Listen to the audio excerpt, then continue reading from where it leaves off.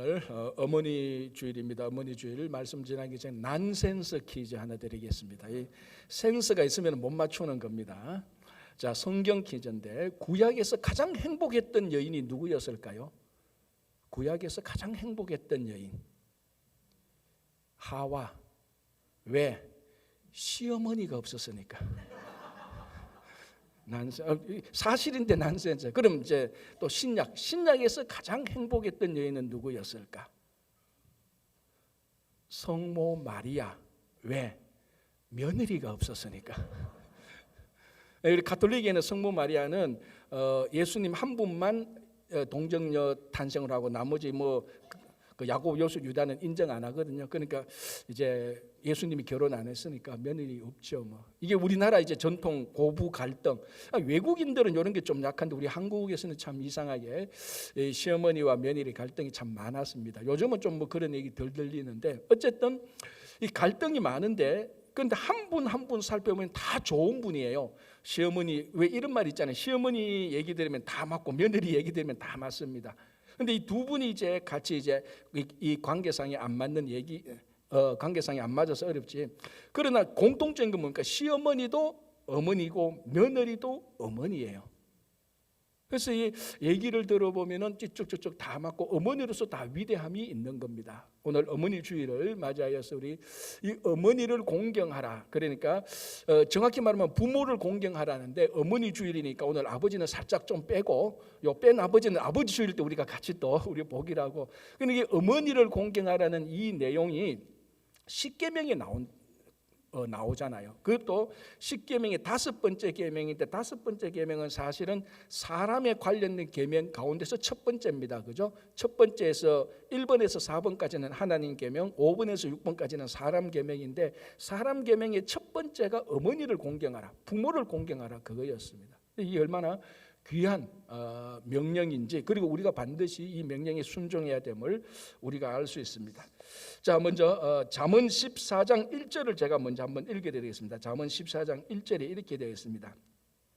지혜로운 여인은 자기 집을 세우되 미련한 여인은 자기 손으로 그것을 허느니라. 자, 왜 우리가 어머니를 존경하고 공경하고 감사해야 되는가 하면 그 첫 번째가 이 어머니는 가정을 세우고 가정을 유지하는 분입니다. 오늘 여기서 보면 지혜로운 여인은 자기 집을 세운다. 물론 이 여인은 아내를 말할 수도 있고 다른 여인 말할 수 있지만 어머니를 뺀 여인은 세상에는 없습니다. 그래서 이 부분을 오늘 어머니 주일에 맞춰서 읽으면은 지혜로운 어머니는 가정을 세운다라는 것입니다. 우리 성경을 보면요, 특별히 부부라 그러면 남편과 아내 있는데 성경을 보면 가정을 세우는 쪽은 남편은 별로 없어요. 다 어머니가 가정을 세우고 어머니가 가정을 지키는 것들을 우리가 참 많이 봅니다. 그의 반면에 이 남편이라는 존재, 아버지라는 존재는 오히려 가정에서는 좀 투명인간처럼 보이고 가정의 문제를 좀 일으키는 이런 분위기가 좀 납니다. 물론 아버지 주일에는 제가 또 이렇게 얘기를 안 하죠. 또 아버지 주일은 또 아버지를 또 올리니까 오늘 어머니 주일이니까 어머니 주일은 또 사실 성경을 보면 좀 그래요. 우리 열왕기하 4장을 보면은 이런 내용이 나옵니다. 그때 북이스라엘의 선지자가 엘리사였습니다.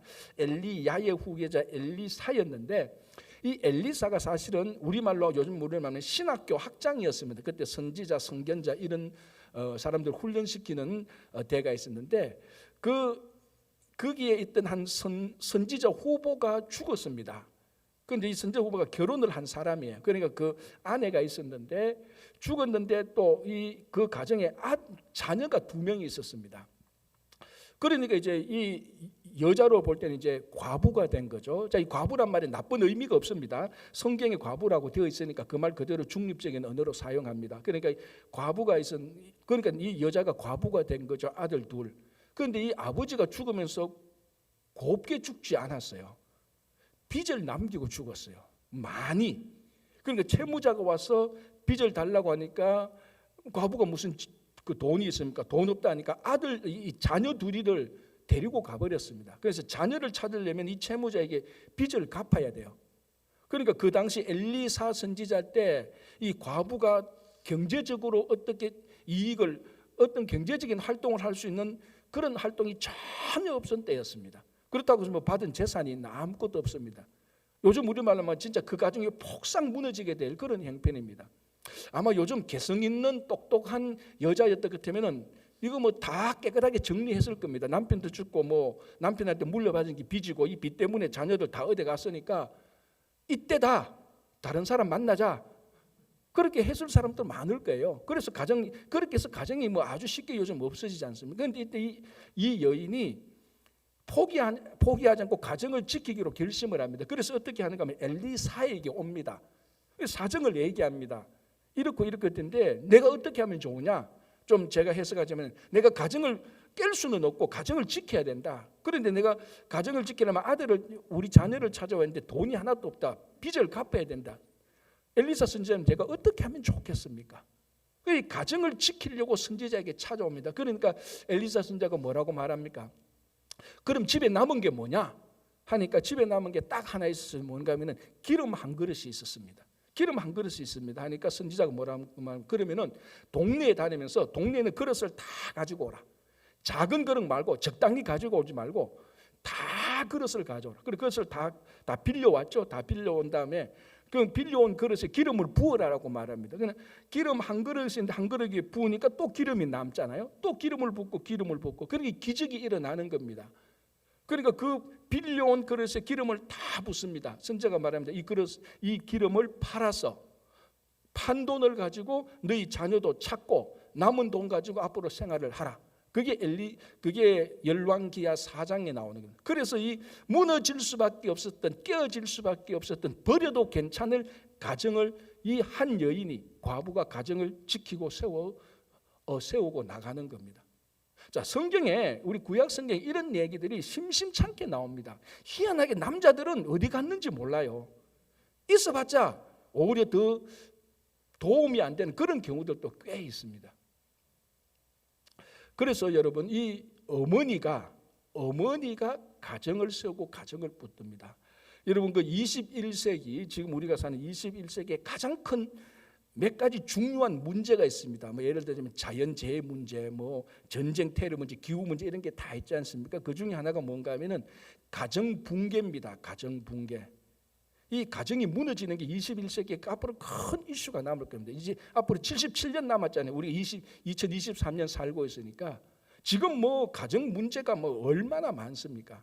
여러분 이 가정은 모든 공동체의 가장 기본입니다. 가정이 깨어지면요, 국가, 나라, 민족 없어지는 거 일도 아니에요. 가정이 무너지면요, 교회도 사실은 장담 못해요. 가정이라는 것은 작은 교회고 교회는 큰 가정 아닙니까? 그러니까 21세기 가정이 큰 문제라고요. 이게 역사적으로 보면요, 산업혁명이 일어나면서부터 가정에 있던 아버지가 일하러 가정을 떠납니다. 그 일터로 가고 공장에 가죠. 그전에는 가정이 일터였어요. 산업혁명 이전에는. 그런데 산업혁명이 일어나면서 아버지가 가정을 떠나게 되는 겁니다. 그리고 2차 대전 이후는요, 어머니가 또 일하러 가게 되는 거예요. 그래서 우리가 말하면 맞벌이 부부가 되는 겁니다. 그러니까 산업혁명이 일어나서 아버지가 가정을 떠났을 때는 가정은 흔들리지 않았어요. 그런데 그리고 2차 대전이 끝나고 난 다음에 어머니가 가정을 떠나는 순간부터 확연하게 가정이 무너지기 시작했어요. 그래서 누군가 한 사람은 그 집에서 그 사람이 어머니든 남자든 여자든 남편이든 아내든 누군가 하나는 그 가정에서 어머니 역할을 하는 사람이 있어야 가정이 무너지지 않습니다. 그래서 그 2차 대전 이후에 어머니가 가정을 떠나니 가정이 계속해서 무너지기 시작해서 지금 우리까지 왔습니다. 앞으로는 더 심각하게 될 겁니다. 뭔가 하면은 21세기 가정을 지키는 자는 바로 누군가 하면은 어머니입니다. 어머니. 좀 더 확대해서 말하면요, 21세기는 누구 손에 달렸는가 하면 어머니 손에 달렸습니다. 어머니가 가정을 지키면 21세기는 괜찮고 어머니가 가정을 놓으면 21세기는 다 깨어지는 겁니다.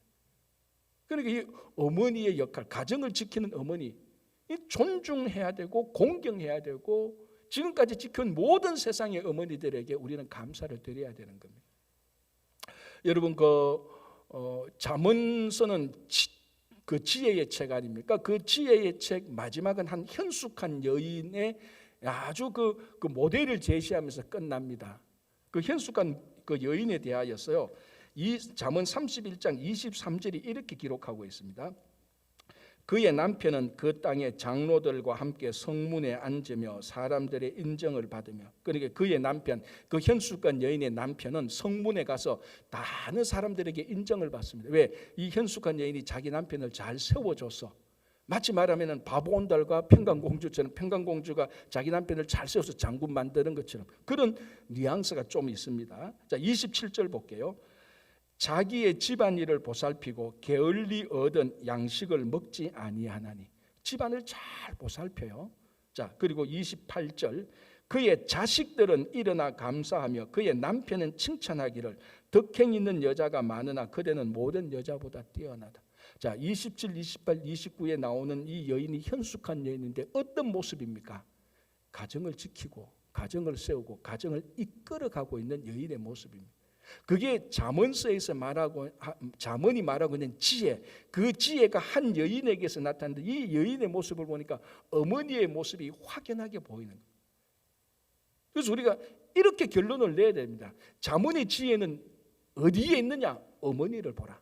어머니를 보면 거기 지혜가 있다. 그 말하고 똑같은 것입니다.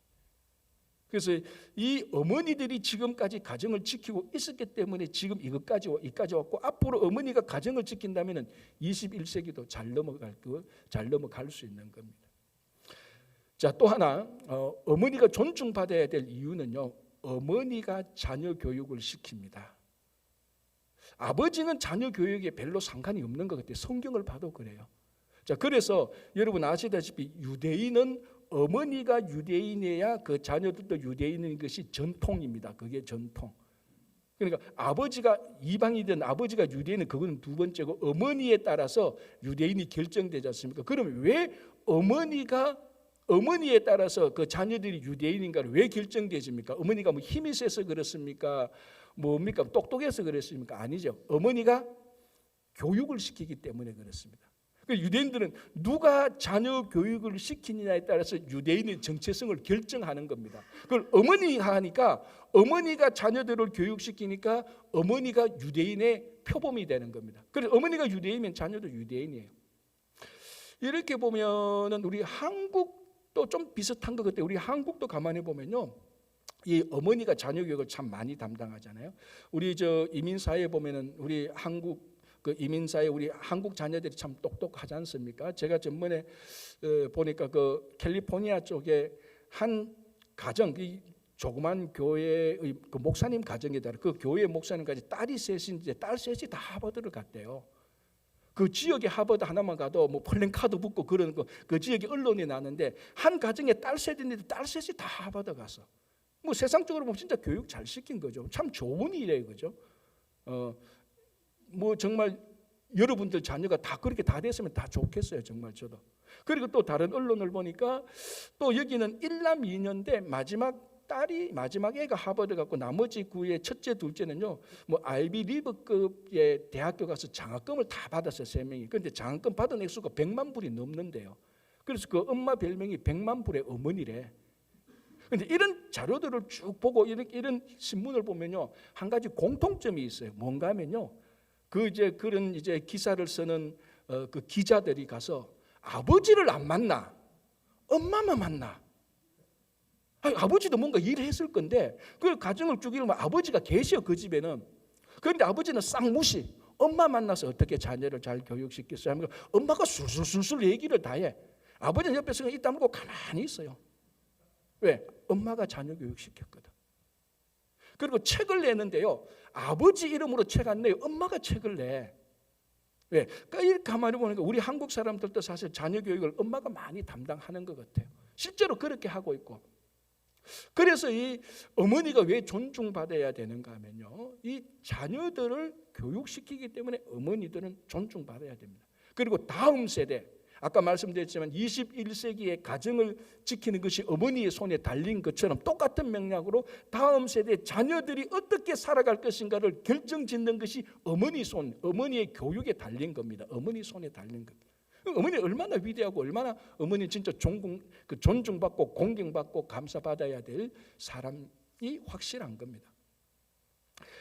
4년 전에 제가 봤는데요. 지금 우리 흔히 지금 자라는 세대를 MZ 세대라고 그러지 않습니까? 이걸 또 나누는데요. M 세대는 1980년 이후, Z 세대는 1990년 이후. 그러니까 1990년 이후 Z 세대를 신앙 교육 상태를 한국에서 조사해 보니까 중학생 이상의 3%만 기독교 신앙을 가지고 있대요. 안 놀랍니까, 여러분? 저는 그거 보고 진짜 놀랐는데, 그 뭐냐, 100명 중에 3명만 기독교 신앙을 가지고 있는데 지금 한국의 상황이 그런 거예요. 자, 그럼 보십시오. 또 자세히 보면요, 3명이 다 신앙 가지고 있다고 교회 다닙니까? 한국 그렇지 않지 않습니까? 입시가 있어가지고 고등학교 2학년, 3학년 되면, 아니 고등학교 올라가면 요즘 교회도 안 간대요. 입시 준비해야 된다고. 그럼 3%가 고작 기독교 신앙 가지고 있는데 자세히 보면은 그 신앙 때문에 교회 다니는 사람은요 1 내지 2%밖에 안 됩니다. 그러면 교회 다니면서 많이 잡아서 2%, 그러면 100명 가운데 그 청소년의 100명 가운데 2명만 딸랑 교회에 나오는 거예요. 이 얼마나 지금 위기에 처했는지 모릅니다. 제 기억으로 제가 고등학교 다닐 때요, 우리 반에 62명인가 63명이 있었어요. 그 자리배열을 쭉 보면은 제가 그때 뭐 어떻게 다른 교회 행사, 그때 뭐 학생회 뭐 행사 많이 있지 않습니까? 문학의 밤 이렇게 하면서 이제 그러면서 뭐 티켓 주고 뭐 이렇게 할 때 우리 반에 교회 다니는 학생을 제가 살펴봤는데 제 기억에 21명인가 22명이었어요. 제가 카운트한 것만 해도 33%가 교회를 다녔다고요. 제가 있었던 교회에. 그 지금은 2%만 교회를 다니는 거예요. 물론 신앙까지 있다면 3%지. 그래서 제가 교회 다니는 카운트만 해도 33%가 더 해보면 더 있을 수도 있고 한 40%는 나왔을 겁니다. 이렇게 엄청난 차이가 있습니다. 지금 한국에. 그래도 우리 이민교회는 한국보다는 좀 나은 것 같아요. 어쨌거나 그래도 고등학교 때까지는 부모 손잡고 교회 오니까 좀 나아진 것 같지만 이건 굉장히 위험입니다. 그래서 다음 세대를 교육 세대라고 말하지 않고 전 선교 대상이라고 말하지 않습니까? 보통 우리도 유아부부터 청년부까지 주일 학교라고 말합니다. 학교는 교육이잖아요. 그런데 이제는 이 다음 세대가 교육의 문제가 아니라 선교 대상입니다. 미전도 종족처럼 심각한 상태입니다. 이거 미전도 종족에 선교하듯이 우리 자녀들에게 그렇게 선교해야 될 대상입니다. 교육의 차원이 아니고. 자, 이걸 누가 해결하느냐? 교회 목사와 전도사가 해결 못합니다. 제가 책임 회피하려고 하는 게 아니고 한계가 있습니다. 누가 해결하느냐? 한 사람이 있습니다. 누굽니까? 어머니입니다. 어머니가 해결할 수밖에 없어요. 어머니가 자녀 교육시킬 수밖에 없는데요. 디모데후서 1장 4절 5절을 제가 한번 읽어보겠습니다. 이렇게 되어 있습니다. 내 눈물을 생각하여 너 보기를 원하면 내 기쁨이 가득하게 하려 함이니. 자, 이거는 바울이 디모데에게 쓰는 편지거든요. 그러니까 바울이 디모데를 보기를 간절히 원한데 왜? 기쁨을 좀 얻으려고. 그 대사도 바울, 이 디모데 후서를 쓸 때는 바울은 가장 연로했을 때였습니다. 대사도 바울, 노사도가 디모데를 만나고 싶어요. 왜? 디모데로부터 좀 신앙의 위로를 받으려고. 그럼 디모데는 도대체 어떤 사람에게 사도 바울에게 신앙의 위로와 기쁨을 주는가? 자, 그 다음에 이렇게 되어 있습니다. 이는 내 속에 거짓이 없는 믿음이 있음을 생각함이라. 사도 바울이 디모데만 생각하면 너무 기쁜 거예요. 왜? 그 디모데의 신앙은 진짜 순수한 신앙이었거든. 바울이 디모데만 보면 너무 좋아. 너 믿음만 보면은 오히려 내가 위로가 받고 기뻐. 그래서 바울이 디모데를 만나고 싶다고 말합니다. 자, 그럼 질문. 이 디모데의 사도 바울이 인정했던 이 디모데의 순수한 믿음은 어디서부터 나왔습니까? 자, 이제 그 다음부터 이렇게 말하고 있습니다.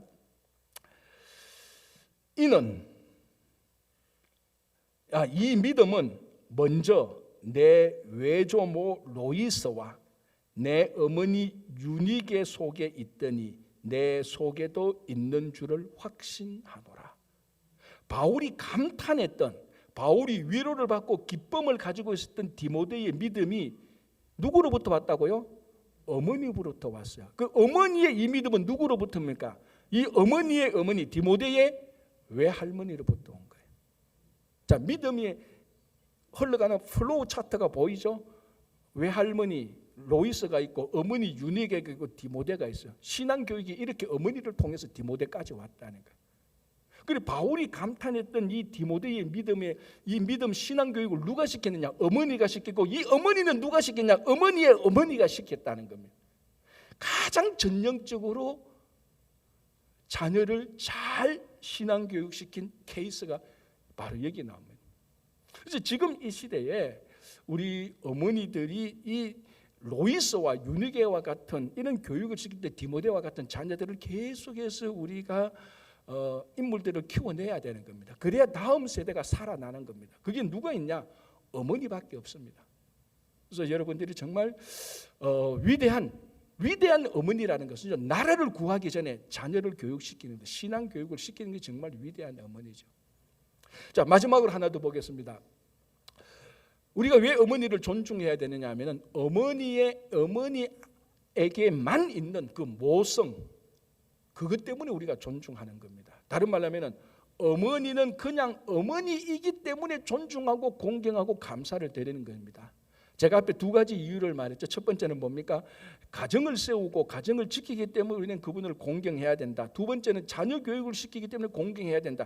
첫 번째, 두 번째는 어머니가 하는 그 위대한 일 때문에 공경해야 되지만, 세 번째 이유는 그런 일이 없다 할지라도 그냥 어머니는 어머니로서 그냥 공경하는 거예요.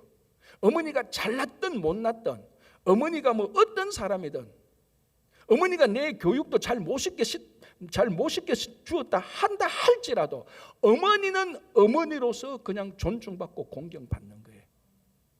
자, 성경을 읽어보면요, 이런 어머니들이 나타나는데 제가 참 개인적으로 개인적으로 참 이 어머니의 마음이 훤히 보이는 게 그 마태복음에 나오는, 마가복음 15장에 나오는 수로보니게 여인, 마태복음에는 가나안 여인이라고 말하죠. 자, 이 여자가 과부입니다. 또 이방 여인이에요.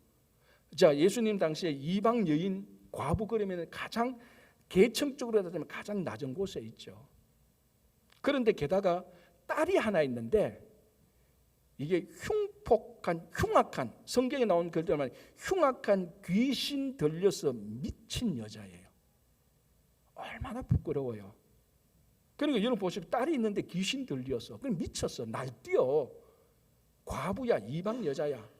뭐 그 당시에 경제적인 능력이 없잖아요. 사회적으로 가장 낮은 하층민입니다. 그 마을에 예수님이 들어오신다는 소문 들었잖아요. 어떡합니까?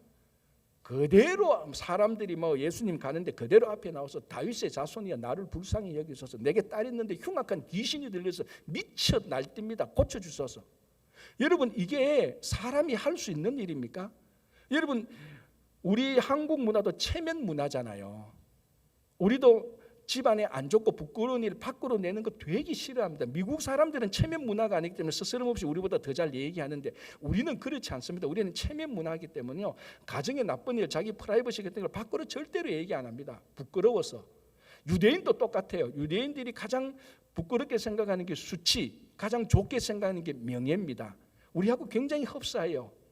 그런데 이 자기 집안에 귀신 들려서 미친 딸이 있다는 것을 누가 안다는 것 자체가 부끄러운 일이에요, 사실은.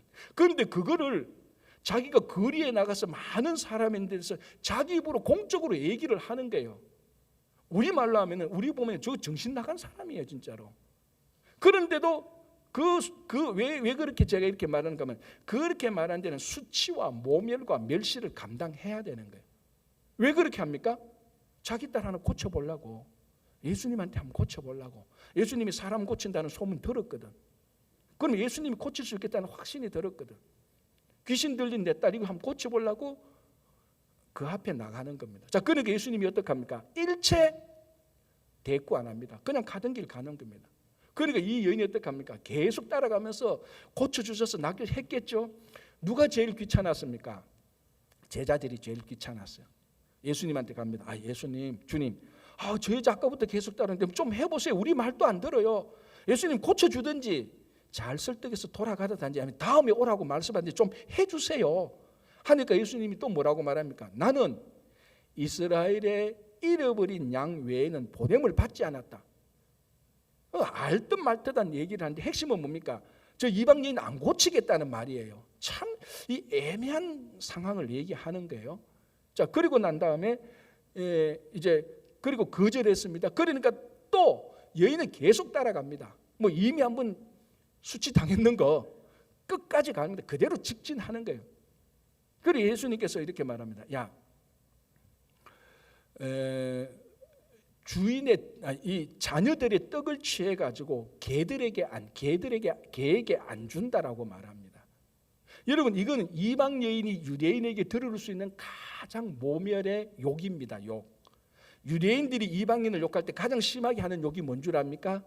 개야라고 말을 하는 겁니다.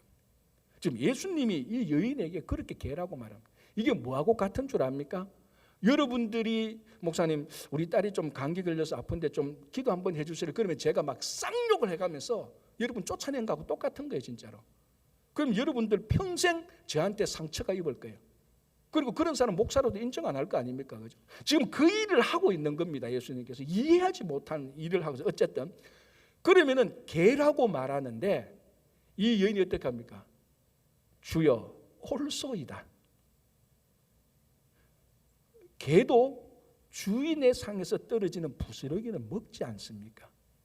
여러분, 개라고 말하는 사람, 내 개 맞아요.